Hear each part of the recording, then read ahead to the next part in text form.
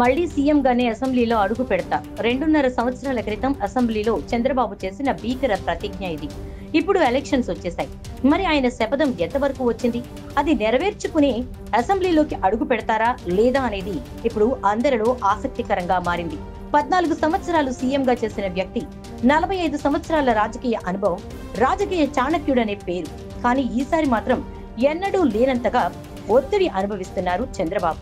ఈ ఎన్నికల్లో గెలవకపోతే ఇక తెలుగుదేశం అనే పార్టీ కాలగర్భంలో కలిసిపోవటం ఖాయం. అందుకే 74 సంవత్సరాల వయసులో మండు టెండల్ని కూడా లెక్క చేయక కాలికి బలపం కట్టుకుని తిరుగుతున్నారు. తన పార్టీని, పార్టీ వారసత్వాన్ని దశాబ్దాలుగా నమ్ముకున్న క్యాడర్ని కాపాడుకోవడానికి చంద్రబాబు చేస్తున్న ప్రయత్నాలు నిజంగా రాజకీయ పాఠాలు. గత ఎన్నికల్లో ఘోర ఓటమి నుండి తేరుకుని అసెంబ్లీలో అవమానాలు తట్టుకుని ఇప్పటిదాకా నెట్టుకొచ్చారు బాబు.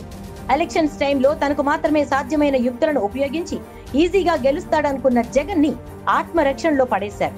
జనసేనతో పొత్తు పెట్టుకుని ఆ పార్టీని కేవలం 21 సీట్లకే పరిమితం చేయటం, తిట్టిన బీజేపీనే మళ్లీ కలుపుకుని పోవడం, ఎక్కడా అసమ్మతి జ్వాలలు రగలకుండా కంట్రోల్ చేయటం, వైసీపీకి అనుకూలంగా ఉన్న అధికారుల్ని బదిలీ చేయించడం ఆయన రాజనీతికి నిదర్శనం. పొత్తు ధర్మానికి తగ్గట్టుగా సీట్ల పంపకం దగ్గర నుంచి తమ పార్టీ నేతలను త్యాగాలకు ఒప్పించడం వరకు తన రాజకీయ అనుభవాన్ని ఉపయోగించి సీట్ల సర్దుబాటు కార్యక్రమాన్ని చక్కదిద్దారు బాబు. ఏపీలో ఉన్న మొత్తం 175 అసెంబ్లీ నియోజకవర్గాలకు గాను 21 జనసేనకు, 10 బీజేపీ పార్టీకు కేటాయించడంతో మిగిలిన 144 స్థానాల్లో పోటీ చేయబోతోంది టీడీపీ. అయితే ఈసారి ఎలాగైనా గెలవాలి అనే పక్కా వ్యూహాలతో తన అమ్ముల పొదిలో ఉన్న అన్ని అస్త్రాలను తీశారు బాబు. జనసేన ఇంపాక్ట్ తెలుసు కాబట్టి జగన్ పై పవన్ కున్న ద్వేషాన్ని అలుసుగా తీసుకుని జనసేనాన్ని కట్టడి చేశారు. తమ పార్టీ వారినే జనసేనలోకి పంపి వారికి అక్కడ టికెట్స్ ఇవ్వడంతో చక్రం తిప్పారు.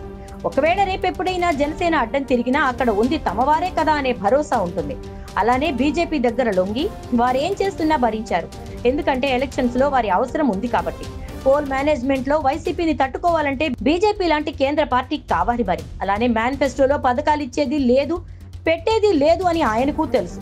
కానీ రూరల్లో ఉన్న వారిపై ఈ మేనిఫెస్టో ప్రభావం తప్పకుండా ఉంటుంది. అదే టైంలో జగన్ ప్రభుత్వం చేపట్టిన ల్యాండ్ టైటిలింగ్ యాక్ట్ మీద ప్రజల్లో నెగిటివ్ వైబ్స్ తీసుకెళ్లడంలో సక్సెస్ అయ్యారు. ఇది ఎలక్షన్స్ కి కీ రోల్ పోషించబోతోంది. ఇన్ని చేస్తూ తన వారసుడిగా లోకేష్ ని నిలబెట్టడానికి ఆయన చేస్తున్న కృషి అభినందనీయం. ఇదంతా ఒకెత్తు. ఒక్కడే సాగిస్తున్న ఎలక్షన్స్ ప్రచారం ఒకెత్తు.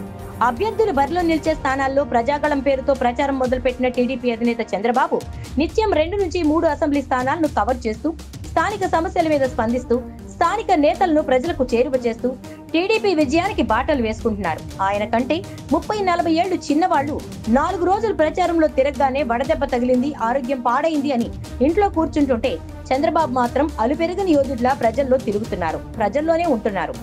ఆంధ్రప్రదేశ్ అభివృద్ధికి ఎన్డీఏ గెలుపు అనివార్యం అంటూ కాళ్లకు చక్రాలు కట్టుకుని నవ యువకుడి మాదిరి అతనే ఒక సైన్యంలా మారి మండే ఎండలను సైతం లెక్క చేయక ప్రజాగళం పేరిట యాత్రలు కొనసాగిస్తున్నారు టీడీపీ అధినేత చంద్రబాబు. ఇంకో పక్క లోకేష్, బాలకృష్ణరు వారి నియోజకవర్గాల్లోనే తిష్టవేస్తే పవన్ మాత్రం కొన్ని చోట్ల ప్రచారం నిర్వహించారు.